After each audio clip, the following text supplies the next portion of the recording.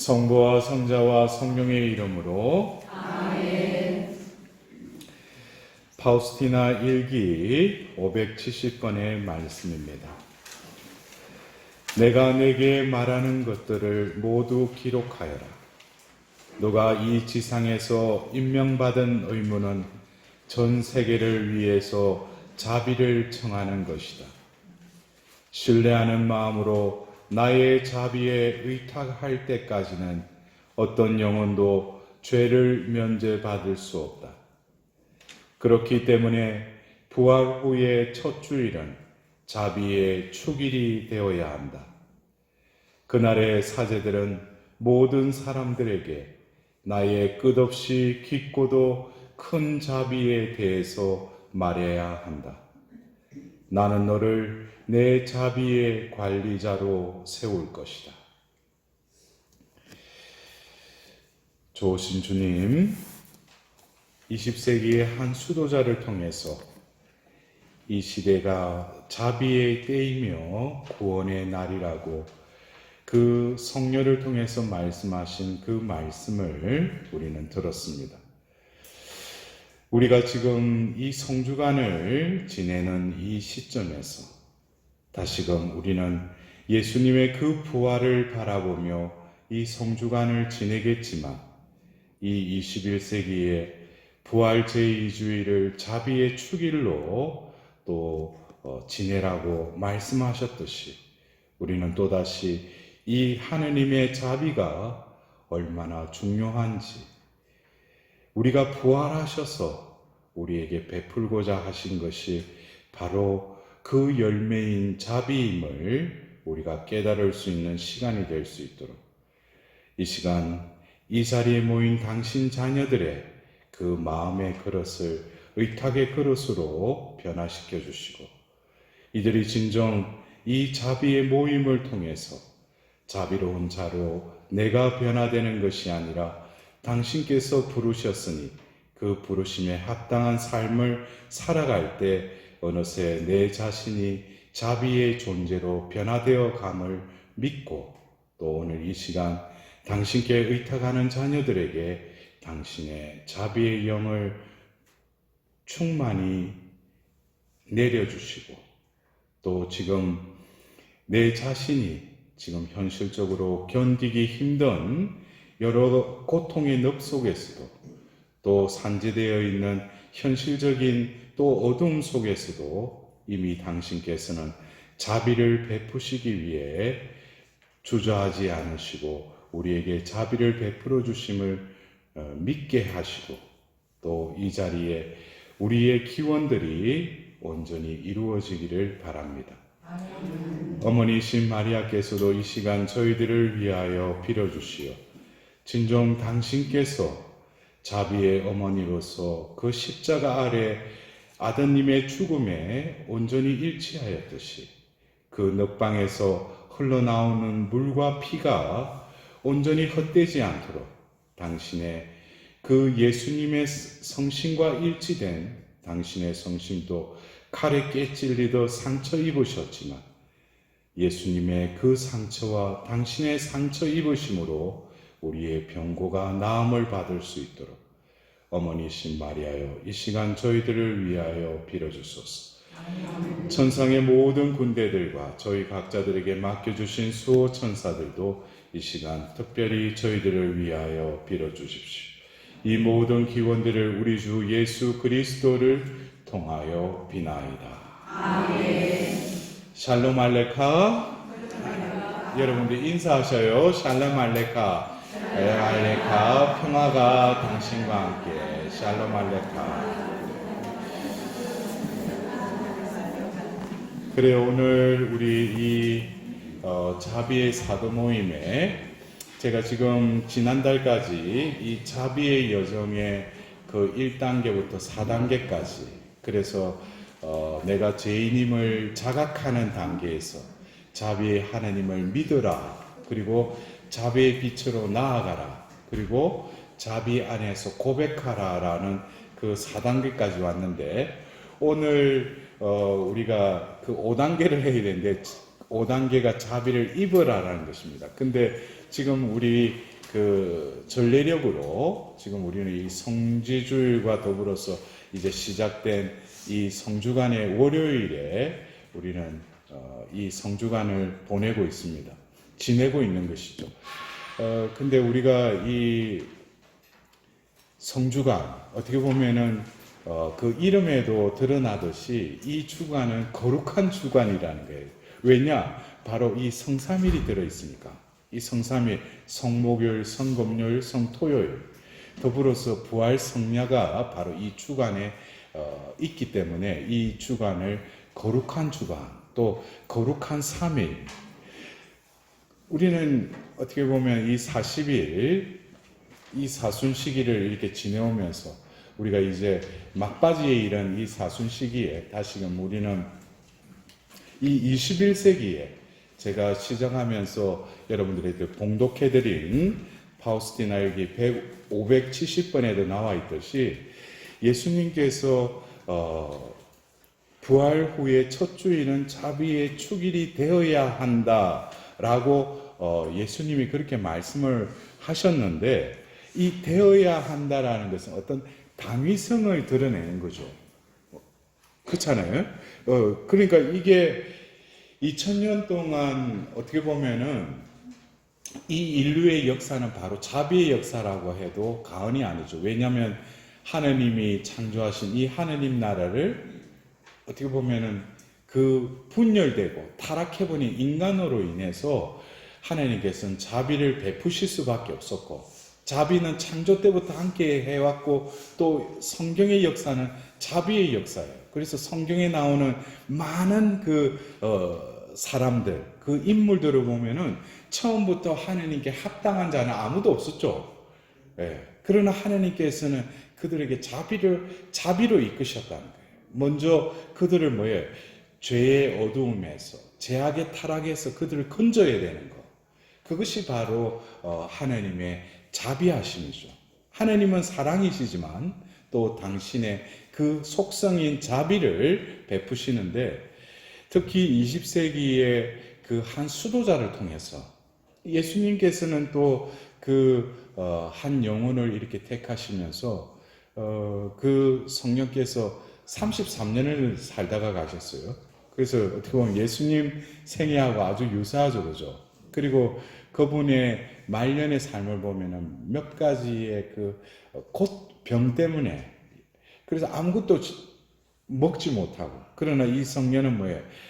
오로지 예수님과 일치하기 위해서, 그 영성체하는 그 순간을 위해서 나머지 시간 또 그 하루의 가장 중요한 때, 그 예수님과 일치하는 그 순간, 그걸 위해서 몸부림친 어떤 그거를 일기책에 보면 아주 보면은 진솔하게 이렇게 묘사가 되어 있어요. 근데 여러분들이 다들 잘 아시지만 이 성녀를 통해서 특히 1931년도에 폴란드의 빌뉴스라는 곳에서 예수님이 이렇게 발현하셨죠. 예. 그래서 여러 가지 또 예수님의 성화의 또 버전이 있어요. 조금 이렇게 환하게 그려진 예수님, 자비로우신 예수님 성화도 있고, 또 지금 뒤에 보이는 이제 그런 성화도 있는데, 예수님께서 저렇게 나를 그리라고.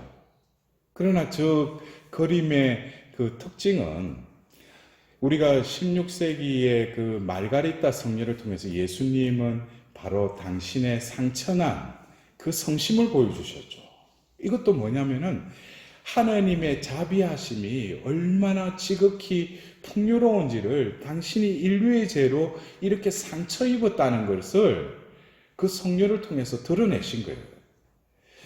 근데 여러분들 그래요. 그 상처난 예수님의 성심을 보고도 인간들이 회개하지 못하고 계속 죄악에 허덕이고 사니까 이 20세기에 예수님이 발현하셔서는 당신의 그 성심에서 뿜어 나오는 물과 피의 형상으로 그것이 뿜어져 나오는 그 모습으로 예수님께서 발현하셨다는 거예요.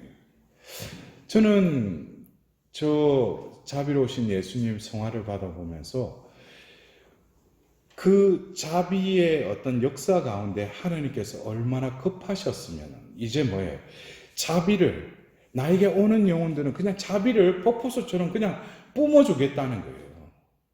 그러니까 이것은 뭐예요? 하나님이 지금 급하시다는 거예요. 우리는 그냥 각 집에 저 자비의 승하를 이렇게 모셔놓고 또 걸어놓고 우리가 기도하지만은 여러분들 우리가 역사적으로 그것이 뭐 사실인지는 그 이태리 지역의 사람들은 또 믿는데 로마 병사가 우리가 패션 오브 크라이스트에 이렇게 보면은 예수님이 죽었는지 확인하기 위해서 두 제수는 이렇게 치고 예수님의 옆구리에 그 창을 찌르잖아요. 근데 멜 깁슨이 아주 사실적으로 묘사한 패션 오브 크라이스트 그 영화를 보면은 바로 그 창을 찌르자마자 예수님 늑방에서 피와 물이 쏟아져 나와요. 근데 그것이 바로 그 밑에서 이렇게 창을 찔렀으니까 자기에게 그냥 물과 피가 그냥 쏟아져 내린 거죠. 근데 그 전승에 의하면 이분이 아주 고도 근시였대요. 앞을 보지 못하는 사람이었는데 그 순간에 예수님 그게 물인지 피인지 그게 쏟아져 온 게 탁 자신의 온몸을 싹 뿌려지면서 자신의 눈이 떠해진 거예요. 그래서 눈이 선명해 보인 거예요.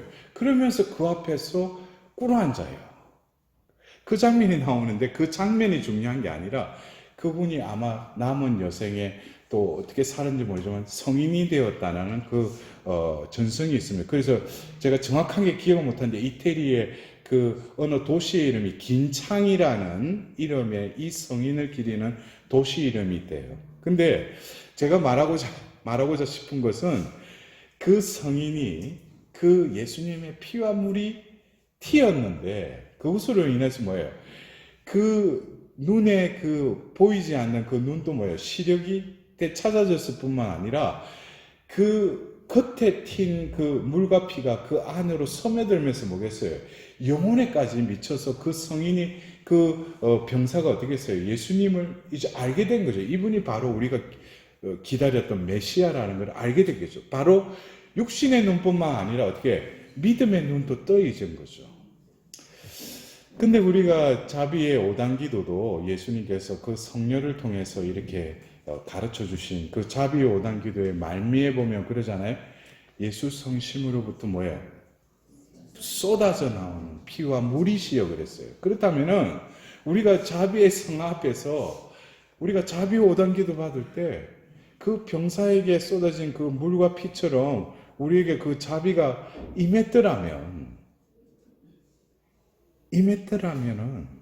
내 존재는 완전히 다른 존재가 될 거예요. 근데 여러분들 그래요. 오후 3시 알람 딱 해놓고 자비를 베풀어 얼마나 많이 했어요. 근데 자기 존재가 어떤가? 자기가 자비로운 존재로 변화된 것 같아요? 매번 또 이 기도는 목조로서 하는 거니까 목조 기도는 그래도 빨리 해봤자 그래도 한 15분은 조금 더 걸리잖아. 근데 이거는 막 빨리 하는 사람은 한 3, 4분에 막 자비를 그거 끝내버려. 그러니까 좀 뭔가 빨리 끝나니까 뭐 서운한 거야. 그러니까 또 한 번 더 하고 또 그러면 양으로 승부하는 분은 또 뭐예요? 양쪽 손에 목줄을 들고 그냥 굴리는 거야. 자비를 베풀어 달라고. 그게 잘못했다는 게 아니라 우리가 이 자비, 하나님의 자비하심이 얼마나 우리가 그냥 상상하지도 못하는. 그래서 파우스티나 성녀 일기에 보면 자비의 바다로. 그래서 여러분들 나누어 드린 유인물 699번 거기에도 이런 말이 있죠. 내 딸아, 상상도 할 수 없는 나의 자비에 대해서 온 세상에 이야기하여라. 나는 자비의 축일이 모든 영혼들, 특히 불쌍한 영혼들의 피난처와 안식처가 되기를 원한다. 그날 내 부드러운 자비의 깊은 속이 열릴 것이다. 내 자비의 근원으로 찾아오는 영혼들에게 은총을 바다처럼 쏟아 부어주겠다. 고해성사를 보고 영성체를 하는 영혼들은 죄를 용서받고 벌도 완전히 면하게 될 것이다. 그날 은총이 흘러 넘치도록 신성한 수문이 활짝 열릴 것이다. 어떤 영혼도 내게 오기를 두려워하지 않도록 해주어라. 비록 너희 죄가 진홍같이 붉어도 눈과 같이 희어지며 너희 죄가 다홍같이 붉어도 양털같이 되리라는 이사야서의 말씀처럼 진홍색 같은 죄인이라도 나에게 오기를 두려워하지 않도록 인도하여라. 여러분들, 우리가 이 예수님께서 그 파우스티나 성녀를 통해서 자비의 5단 기도와 저 자비의 성화를 그리게 하셨는데, 우리가 이 자비주의를 또 잘 맞이하고 그리고 그 합당하게 잘 지내는 것도 예수님께서 그 성녀에게 나타나신 여러 가지 메시지 중에 어떤 중요한 메시지 중에 하나라는 거예요. 우리가 이 자비주의를 생기기 전에는 우리가 부활 대축일 하면은 뭐 삶은 계란 하나씩 나눠 먹고 부활 축하한다고 그러고 끝나버렸어. 그리고 뭐 50일 후에 색종이 오래가지고 뭐 빨간 색종, 네 이번에 뭐 받았는데 그러고 막 난 친절 뭐 온유, 그리고 보면 성령 강림이 또 지나가. 그러다 보면 또 사제가 녹색 입고 그냥 또 그냥 뭐 연중식이 이래가 또 영중식이 또 지내. 그러다 보면 그리스도왕 대축이래가 또 그러면 한 해가 끝나. 우리가 이 1년이라는 이 전례력은 제가 요즘 사순 피정을 하면서 서울 지역에 또 인천 또 수원 지역에 제가 강의를 하면서 하나님께서 또 저에게 열어주신 어떤 그 통찰이라고 할 수 있죠. 이때까지 우리가 전례력 하면은 부분적으로 대림시기, 사순시기, 부활시기 이렇게 부분적으로 했는데 하나님께서 저에게 자비와 회복이라는 어떤 그 메시지를 전하게 하시면서 대림시기부터 해서 이어지는 그 성탄 시기와 또 그 연중 시기의 첫 부분을 통해서 우리는 제수일부터 40일 동안 또 사순 시기를 지내고 성삼일과 더불어서 부활 대축일을 맞이한다는 거예요. 그러나 이 21세기의 전례력에 이 등장한 예수님께서 말씀하신 자비의 축일이 되어야 한다라는 그 전례력의 그 자비의 축일이 도입된 것은 바로 이제 교회에 공식적으로 들어온 것은 다시금 이 21세기는 자비의 시대라는 거예요. 그래서 저는 이 대림시기, 한 해를 시작하는 이 대림시기부터 오소서 주 예수님, 이것은 바로 자비 그 자체이신 예수님께 우리가 부르짖는 거예요. 어떻게 보면은 구약에 이집트 땅에서 그 노역과 고역 가운데서 부르짖었던 이스라엘 백성들처럼 다시금 한 해를 맞이하면서 세상 사람들은 뭐예요? 올해 자기 뜻과 계획을 이루기 위해서 떠오르는 해를 보고 보면 그거 멍하게 있는데 우리는 뭐예요? 다시금 한 해를 허락해 주신 하나님 앞에 죄인이 드릴 수 있는 것. 그것은 뭐예요? 예수님이 오셔서 다시금 우리를 구원해 달라고 하는 그 기도로서 한 해가 시작된다는 거예요. 그래서 대림 시기부터 바로 부활 대축일을 지나서 제2주일인 이 부활 제2주일 하나님의 자비주일에 이르는 이 과정이 바로 하나님께서 이 시대의 자비를 당신 자녀에게 베풀어 주겠다는 거예요. 그리고 더불어서 부활 대축일부터 성령 강림 대축일까지의 50일은 또 다른 의미가 있다는 거예요. 그냥 부활 대축일 그 다음에 성령 강림 대축일, 성자, 성령 하느님을 그냥 대축일을 통해서 그냥 넘어가는 것이 아니라 바로 구원 경륜이 뭐예요? 바로 예수님을 통해서 죄와 죽음 세계를 처이고 승리하셨다면은 바로 그 자녀들을 바로 아버지의 품으로 이끌기 위해서 하나님께서는 바로 또 다른 협조자 성령을 보내주신다는 거예요.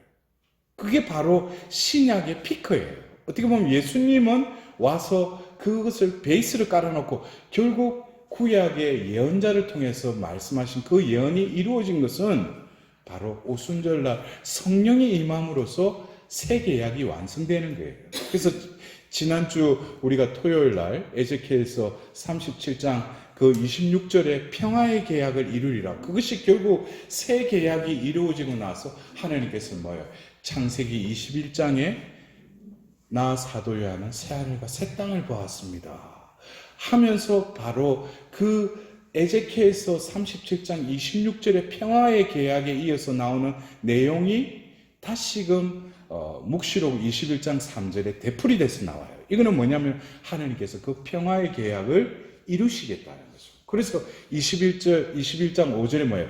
보라, 내가 모든 것을 새롭게 만든다. 이 말은 참된 말이니 이 말은 이루어질 것이다 그래요.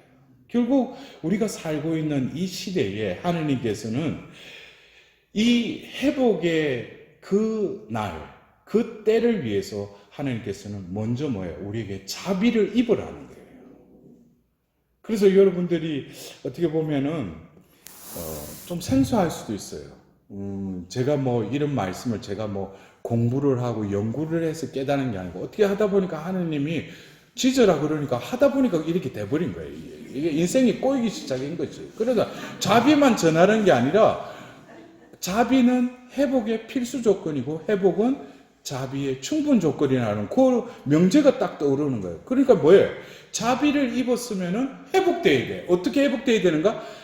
하나님의 구원의 조건은 우리가 어떤 무엇을 많이 하고 뭐 성당에 문지방이 닳도록 왔다 갔다 한 사람이 구원받는 것이 아니라 그 존재가 예수 그리스도를 통해서 의롭게 되느니 그 존재가 거룩한 자로 변화된 이가 뭐예요? 그게 구원의 조건이라는 거예요. 하나님은 우리가 무엇을 주님 제가 뭐 옛날에 얼마나 교회 안에서 얼마나 이것도 하고 저것도 하고 그 예수님 시대에도 그랬어요. 예수님의 이름으로 마귀도 쫓아내고 병든 사람 낫게 하고도 말씀도 전했는데 예수님 그래요. 나는 너희를 도무지 모른다 그래요. 이거 참 예수님은 왜 내가 당신 이름으로 그렇게 많은 일을 했는데 봉사를 했는데 나를 모른대. 그리고 또 한 부류는 뭐예요? 예수님 당신이 먹고 마실 때 우리가 함께 하셨고 당신이 말씀하실 때도 함께 있지 않았습니까? 저희들 아시죠? 그러니까 예수님 너희 도무지 모른다 그래요. 그럼 예수님이 안다는 것은 어떤 의미인가? 그리고 이어서 뭐라고요? 하나님 말씀을 듣고 실행하는 자가 하나님 나라 들어간다 그래요. 그러니까 이게 우리가 구원의 조건에 대해서도 우리가 어떤 보면 입사 시험을 칠 때는 그 회사의 그 입사 조건하고 자신이 생각하면 걸리겠지 그런데 막상 뽑는 사람은 안 맞는 거예요. 우리를 구원하실 분은 누구예요? 하느님이시잖아요. 그럼 하느님의 구원의 조건을 빨리 우리가 알아들어야죠. 자기 딴에는 매일 평행미사 참여하고 묵주도 보면은 몇 다발을 돌리고 보면 또 철야에도 나가고 근데 보면은 하느님은 모른다 이거예요. 그럼 하나님 뭘로 나를 구원하시겠습니까? 그것은 바로 네 존재를 지음바대로 나의 존재로 변화되어서 나에게 서는 자는 뭐예요? 그 사람이 구원에 합당한 자라는 거예요.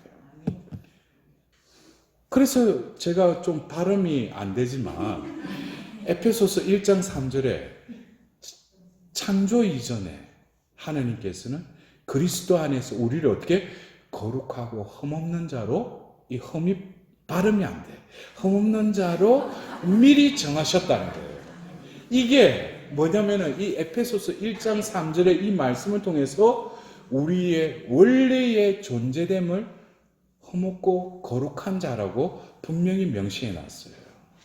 우리를 창조하실 때는 하나님이 우리가 창세기 1장 26절에 뭐예요?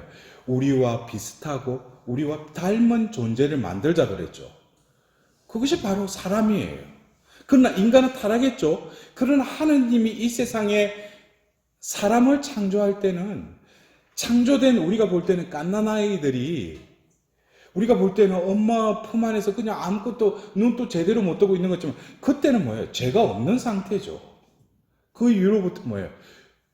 죄의 오염에 이제 물들기 시작하는 거예요. 그러니까 자기 것 자기가 싫은 거는 엄마가 뭐 해를 안 하잖아. 그때부터 뭐예요? 아주 그 원죄의 그 흔적이 드러나기 시작하는 거예요. 나라는 존재가 이제 등장하는 거죠.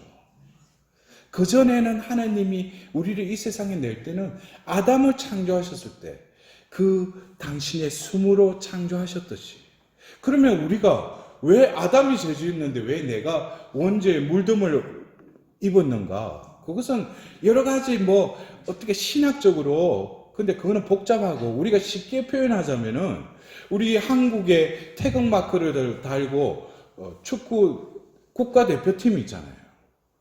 그 사람이 가서 숙적 일본에 쳐 이겼어. 그럴 때 우리 막 기뻐서 뛰잖아. 우리 한국 이겼다고.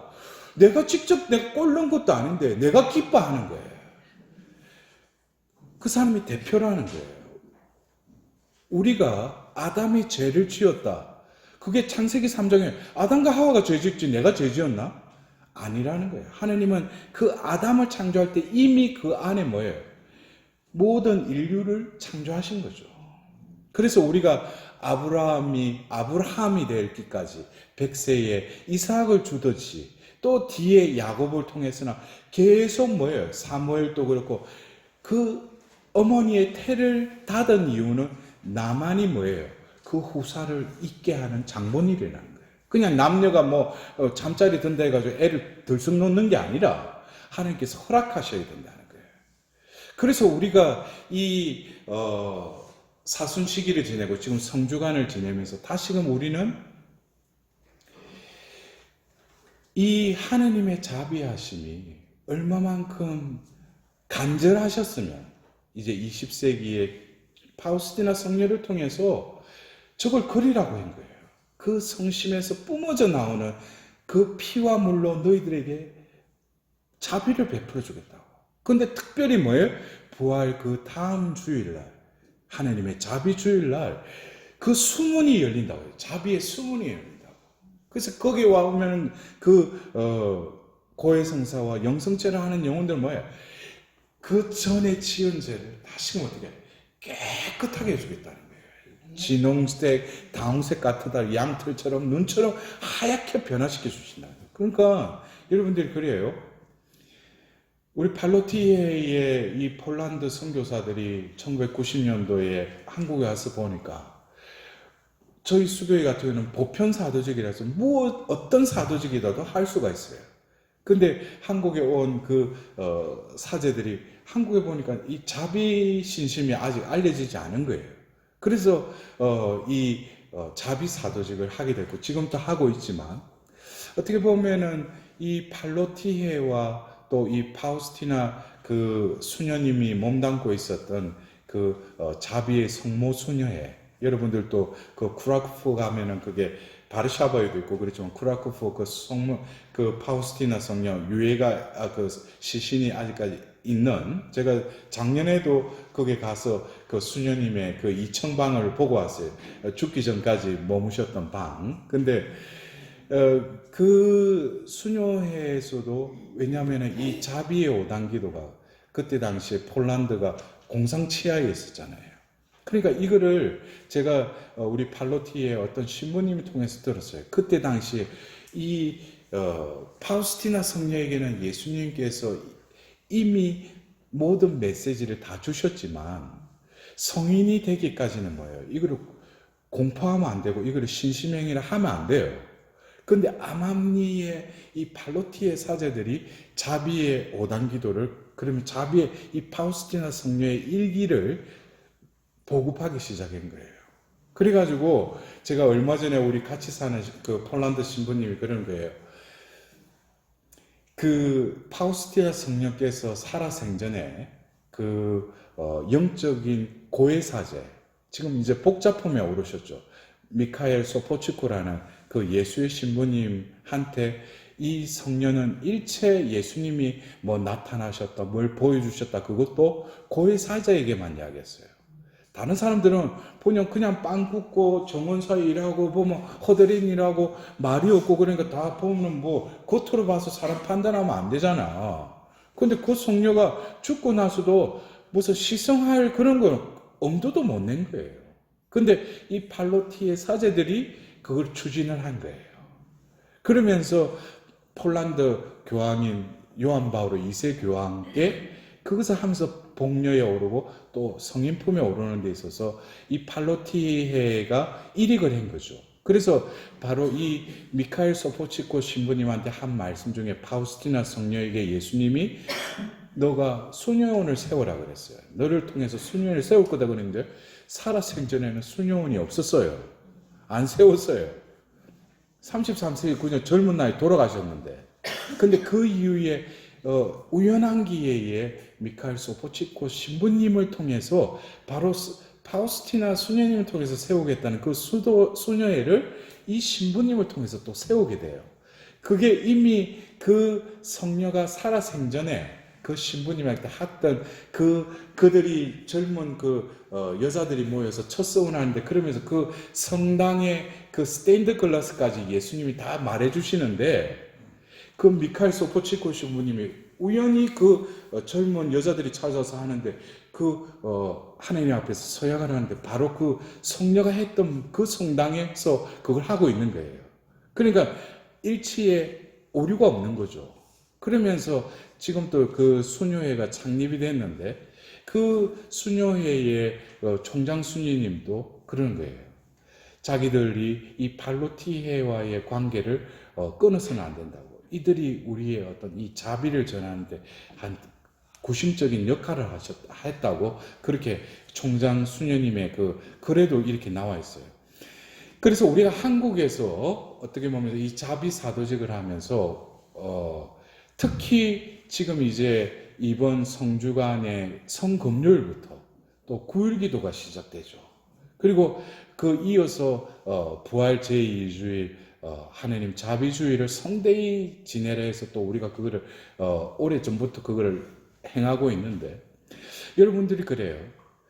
우리가 이 부활 대축일 그리고 왜 예수님이 그 다음 주일을 왜 하나님의 자비주일로 경축하라고 했는가? 거기에는 분명히 하나님의 의도하심이 있다고 제가 서두에 말씀드렸죠. 그렇다면은 바로 예수님께서 그 창에 찔려서 그 심장에서 뿜어져 나오는 피와 물이 쏟아져 나온 그 모습을 그리게 하셨는데 바로 저 모습을 실현한 게 바로 예수님께서 주간 첫날에 바로 예수님이 그 주일이죠. 지금 우리 식으로 하는 주일에 부활하셔서 그날 바로 어디서 나타나셨냐면은 그들이 파스카 음식을 나누기 위해서 이청방 그곳에 이미 마련된 그곳에서 예수님이 최후의 만찬을 하시고 세계명을 주고 그들을 발화시키고 나서 이제 끌려가시죠. 그리고 나서 예수님이 바로 부활한 그날 그들에게 그 세나클에 나타나신다는 거예요. 그래서 그게 바로 그 요한복음 20장에 묘사되어 있죠. 그들이 유다인들이 두려워서 문을 닫아 걸고 있는데 예수님이 그들 가운데 나타나셔서 너희에게 평화가 있기를 하면서 예수님께서 그 인사를 하고 나서 어떻게 당신의 손과 옆구리를 보여주셔요. 근데 그 자리에 없었던 토마스는 뭐예요? 나는 꼭 봐야 된다 해가지고 그 퀴즈 그 다음에 그 토마스의 불신에 대해서 또 나오죠.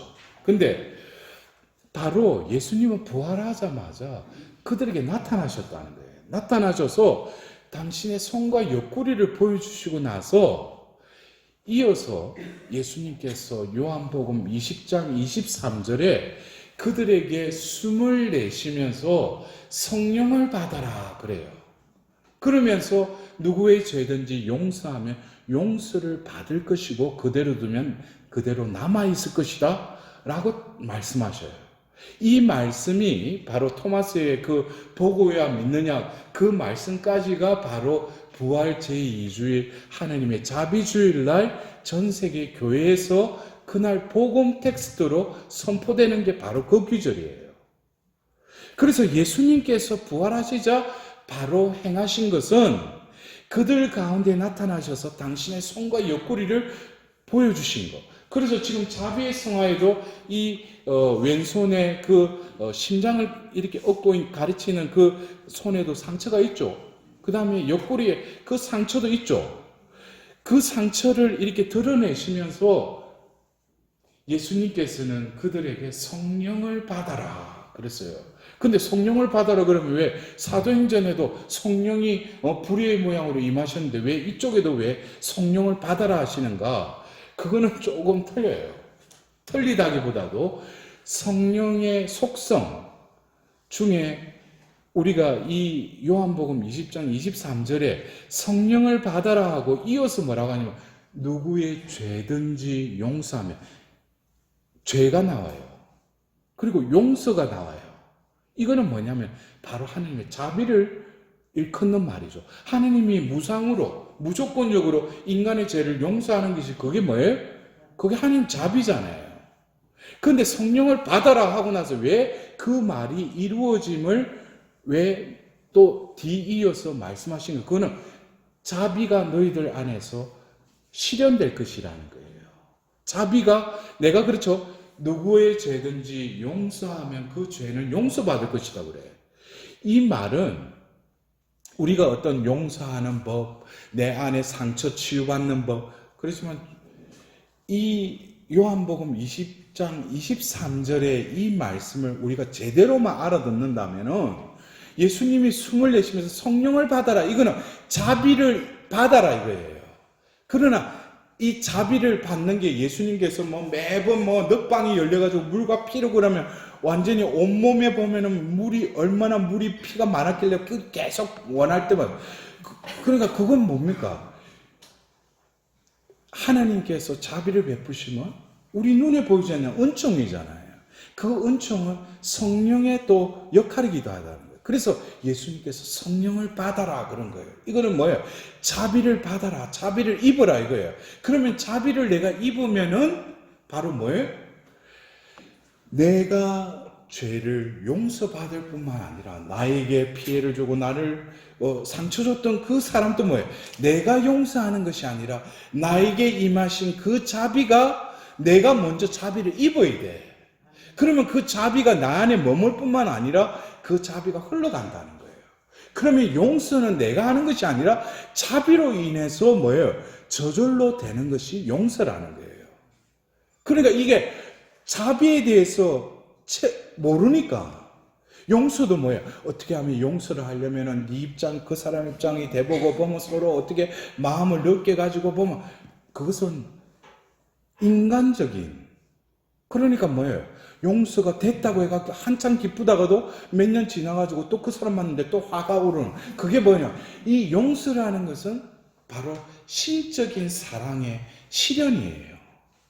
그래서 이거는 용서는 내가 할 수 있다 없다? 없어요.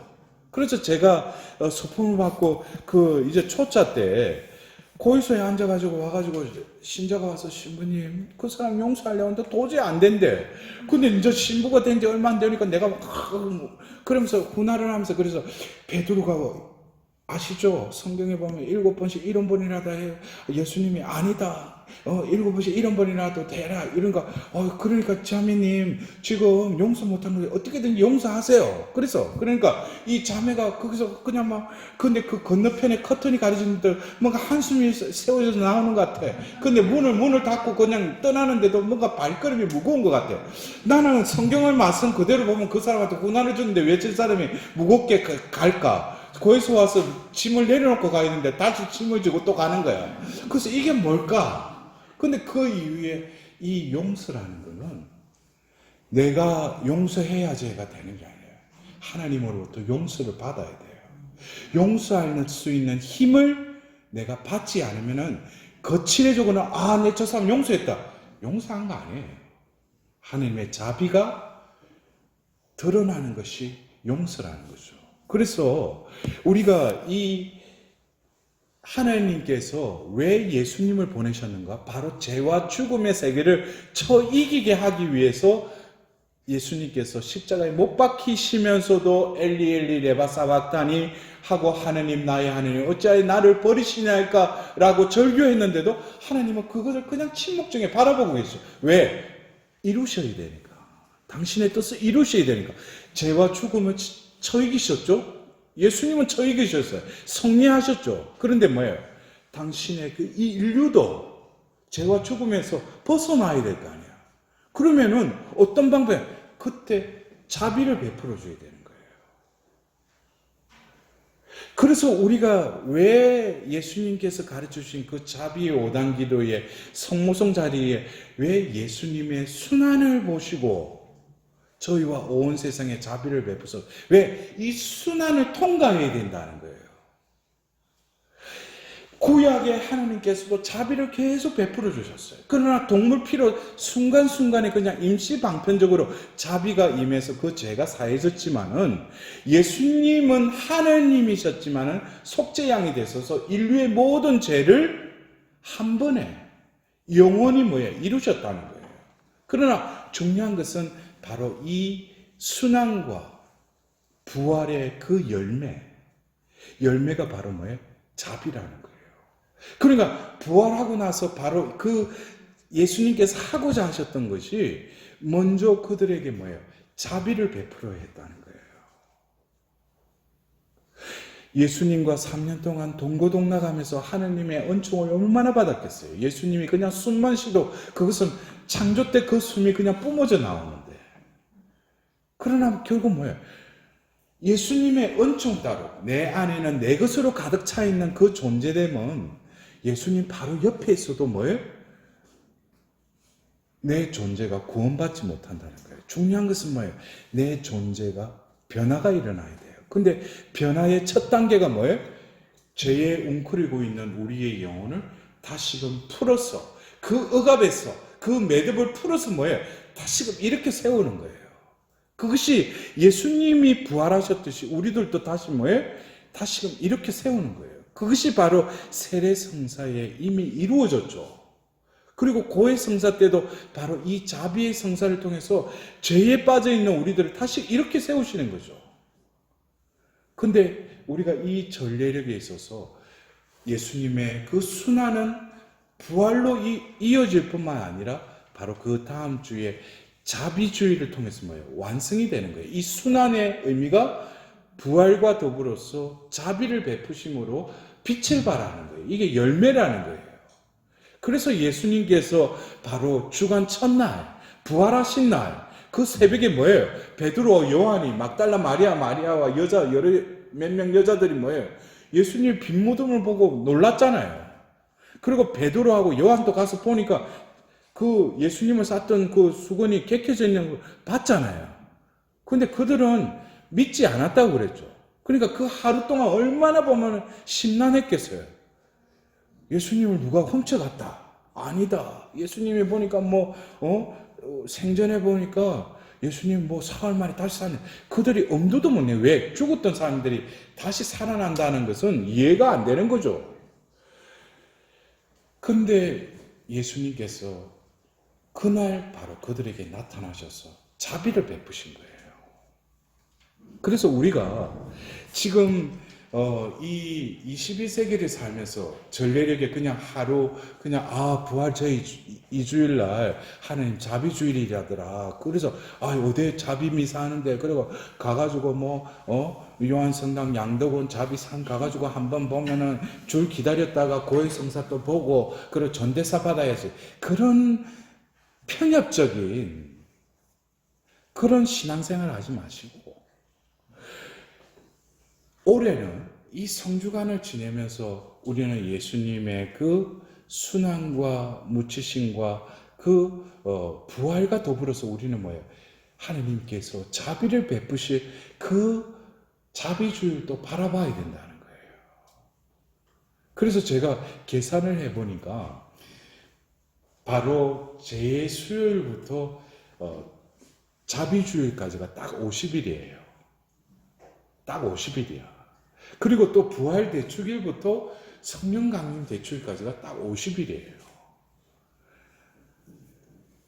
우리가 이 50일이라는 이 의미는 레위기에 그 핵곡식을 새로 난 핵곡식을 바치는 축일이기도 하지만 이제 신약에 와서는 핵곡식을 바치는 것이 아니라 하나님의 존재인 인간이 새롭게 회복되는 새로운 만물로 봉헌되는 그 오순절이기도 해요.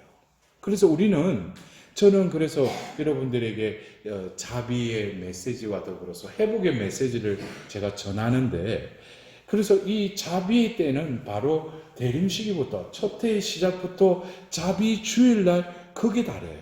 이때가 바로 우리가 1년의 반은 자비의 때예요. 그래서 오소서 주 예수님부터 해서 예수님께서 성령을 받아라 하면서 부활 제2주일까지는 뭐예요? 자비를 입는 시기예요. 그리고 더불어서 부활 대축일부터 해서 그리스도와 대축일까지, 이때가 또 회복의 시기이기도 해요. 그래서 이 사이클을 알면은 우리가 1년이라는 한 해를 먼저 뭐예요? 우리는 하나님의 자비를 입으려고 내 안에 의탁의 그릇을 마련하고 다시금 자비를 입고 회복의 영을 우리가 또 받아야죠. 같은 성령이지만은 이 자비의 주일에는 뭡니까? 요한복음 20장 23절의 그 성령, 바로 성령의 자비를 우리에게 베푸시겠다는 거예요. 그것은 바로 에제키엘서 36장 25절에 정결한 물을 뿌려서 모든 우상에 묻었던 때를 내가 깨끗이 씻어주겠다는, 그것이 바로 하나님의 자비라는 거예요.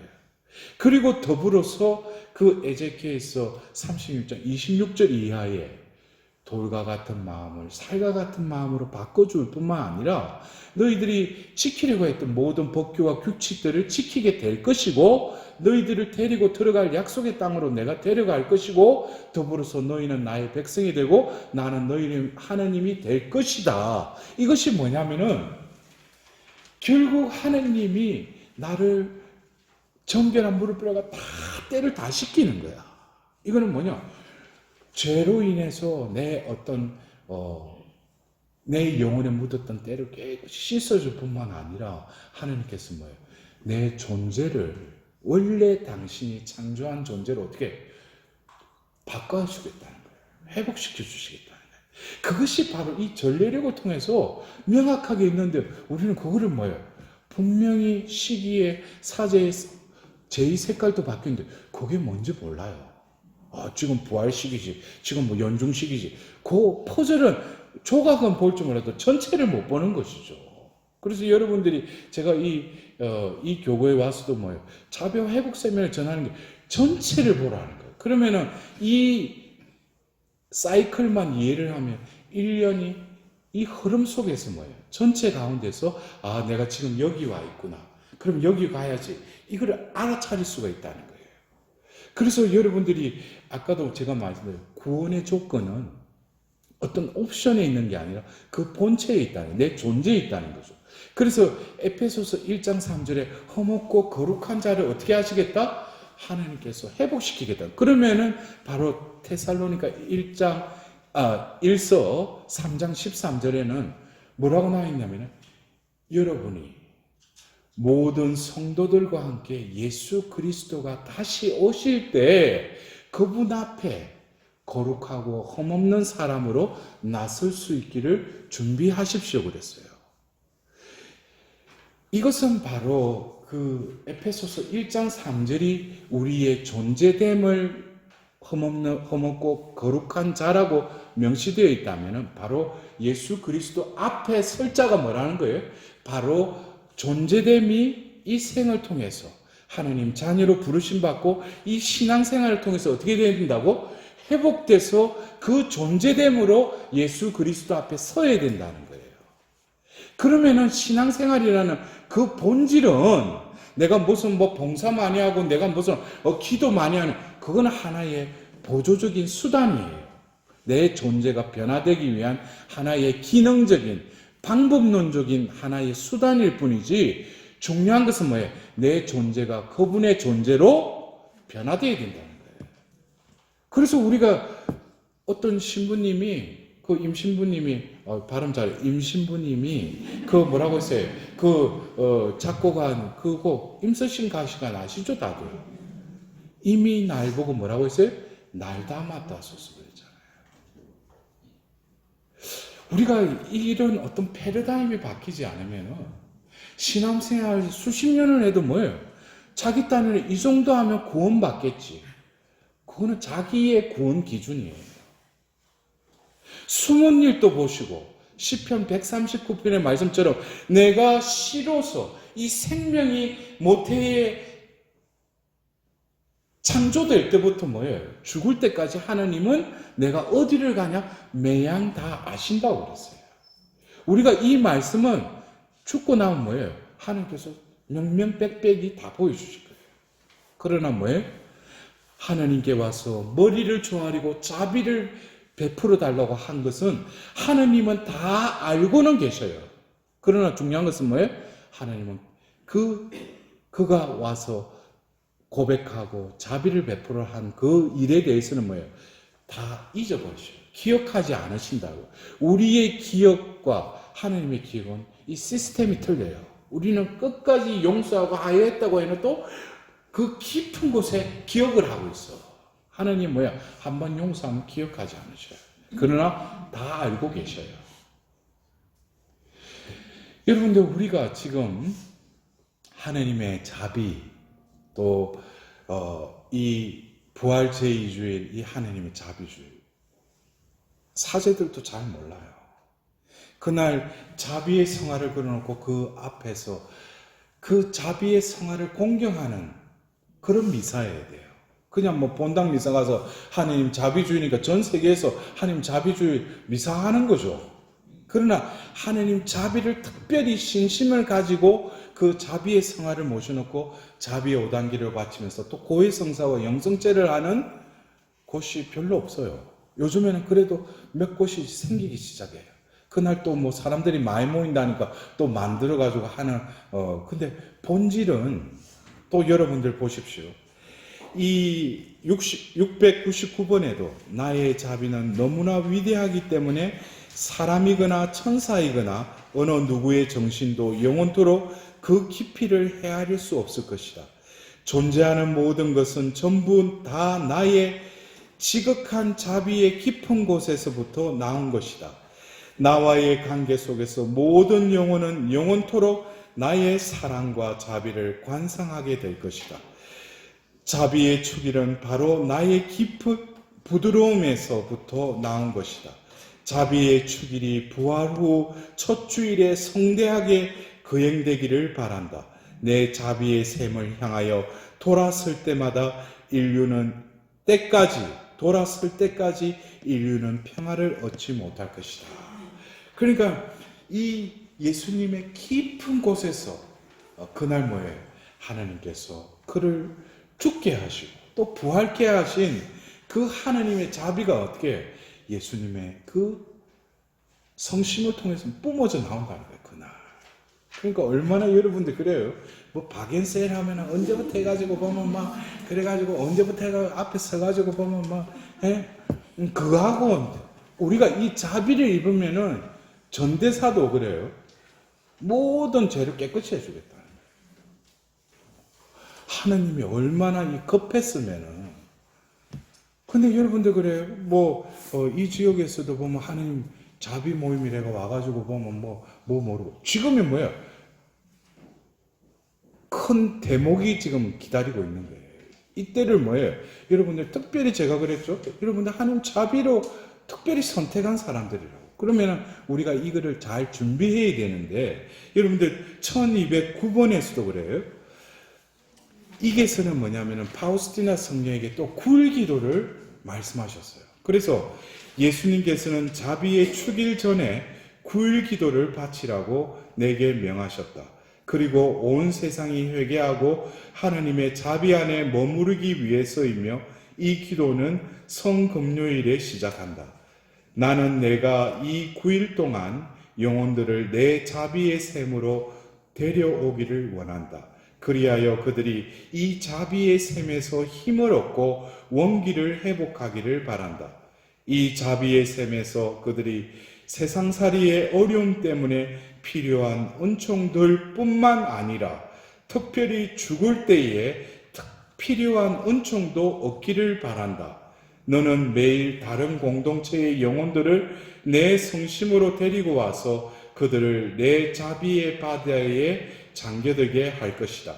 그러면 나는 그들을 내 아버지의 집으로 데려갈 것이다. 너는 이 일을 이성의 삶에서도 하고 내세의 삶에서도 하게 될 것이다. 나는 내가 내 자비의 셈으로 데려오는 모든 영혼들에게 아무것도 거부하지 않을 것이다. 너는 이런 영혼들이 은총을 받을 수 있도록 매일같이 나의 쓰라린 순환의 힘으로 내 아버지께 간청하게 될 것이다. 그래서 여러분들 그래요. 예수님께서 바로 21세기의 전례력에 부활 제2주일을 하나님의 자비주일로 제정하셨죠. 더불어서 그 자비주일을 맞이하도록 9일 기도를 하라는 거예요. 자비의 셈으로 그날 취향이 있어요. 그래서 여러분들 요즘에 제가 그 안젤라 자매님 통해서 오늘 제가 안 가져왔는데 요즘에는 그 자비 9일 기도회가 인터넷에 뭐 스마트폰으로 검색해보면 다 나와요. 그래서 그날 어떤 영혼을 위해서 기도를 바치게끔 해요. 근데 여러분들이 그래요. 뭐 그 기도 바치면은 뭐 되는가? 되지. 그러나 중요한 것은 우리가 그 영혼들을 설령 보면은 자비의 셈으로 이끌어 주시기를 기도하는데 정작 나도 거기에 가야 될 거 아니야. 기도만 하고 자기는 보면 그냥 뭐 멀리서 보면은 돼지가 수 세듯이 자기는 빼놓고 다 세는 거예요. 응? 그래서 여러분들 그래요. 이 9일 기도도 제가 홍보하는 것이 아니라 뭐 제가 그 원래 우리 팔로티의 본원 분당에 있는 본원에서 꽤 오래 전부터 외부의 사제들, 수녀님들 또 평신도들을 또 초청해서 자비에 대한 그 강의를 듣는 9일 기도를 하고 있어요. 근데 이제 제 같은 경우에는 또 하나님께 자비를 전하라고 해가지고 근데 올해는 어떻게 하다 보니까 스케줄에 작년까지는 우리 팔로티의 사제들도 참여를 했어요. 근데 올해는 외부의 그 수녀님들과 사제들만 한 거예요. 그래서 뭐 여러 가지 뭐 다다익선이라고 와서 자비에 대해서 듣는 것도 좋지만 저도 뭡니까 자비를 전하는 데 있어서 이 시기가 아주 중요한 시기니까 그래서 지금 제가 그 이 의정부 지역 그 인천 지역뿐만 아니라 서울 지역 또 수원 지역에도 지금 제가 어떤 그 터전에서 지금 강의나 뭐를 하고 있는데 제가 그래서 명동의 그 전진상 교육관에서 제가 9일 기도를 왜냐면은 분당까지 오는 사람들 그 주변에 있는 사람들이에요. 서울에서는 몇몇 오긴 하지만 그래서 제가 명동 우리 한국의 중심지 그게 전진상 교육센터에서 제가 성금요일부터 오전 10시 반부터 해서 2시간에 걸쳐서 그날 취향을 봉헌하고 기도하고 자비 5단 기도와 더불어서 저는 왜냐면은 그 자비주의를 그냥 가서 고해성사 받고 전대사 하나님께 전대사 베푸시죠. 그러나 내 존재가 변화가 일어나야 될 거 아니에요. 그래서 이 9일 동안 저는 제가 직접 이 9일 동안 이어지는 강의를 통해서 9일 기도로 또 이렇게 하고자 합니다. 그리고 우리 수도에 또 신부님 한 분이 또 양덕원에 또 9일 기도를 또 했어요. 이게 9일 기도가 많이 보급이 됐으면 좋겠어요. 그래서 여러분들이 이 하나님의 자비주의 이것이 중요하다기보다는 하느님이 필요하다는 거예요. 우리가 살아가는 데 있어서. 그래서 하나님이 어떤 예비하신 것에 우리가 얼마만큼 그게 합당하게 그게 응대하고 응답을 드리느냐 이것도 우리의 몫이기도 해요. 그래서 우리가 이 올해 지금 이제 성주간을 지내고 이제 다가오는 성금요일부터 시작되는 이 자비주일 9일 기도 어디에 강의를 못 듣더라도 여러분들 각자의 집에서도 해도 돼요. 그래서 여러분들 그 취향을 매일 이렇게 바쳤으면 합니다. 그래서 아무쪼록 부활 제2주일 우리가 중요한 것은 부활 제2주일 전에 부활 대축일을 또 잘 맞이해야 되겠죠. 그래서 더불어서 또 우리 자비 주일까지 은혜로운 시간이 될 수 있도록 특히 여러분들 이 성주간 잘 보내셔서 그리스도와 함께 죽고 그리스도와 함께 묻히시고 그리스도와 함께 부활하는 그 파스쿠아의 신비가 여기 모인 한 사람도 빠짐없이 새롭게 거듭 태어나는 부활 대축일이 되기를 또 기원하겠습니다. 영광이 성부와 성자와 성령께 처음과 같이 이제와 항상 영원히 아멘. 성부와 성자와 성령의 이름으로 아멘.